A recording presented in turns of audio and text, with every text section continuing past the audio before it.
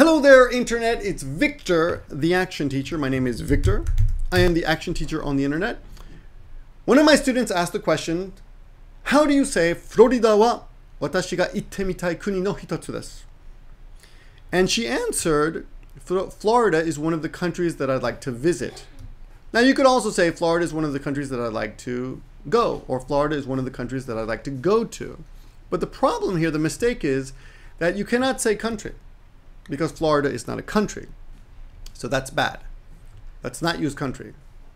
And you don't want to say shu or state, because that's just not natural. Not natural in this case, because she's Japanese.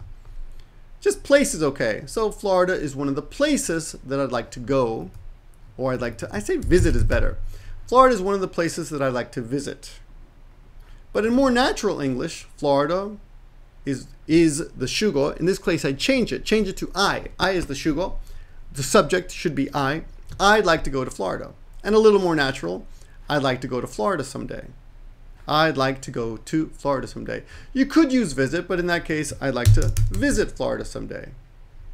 Or you could say, I'd like to see Florida someday. Very simple. You could also say, I'd like to check out Florida someday.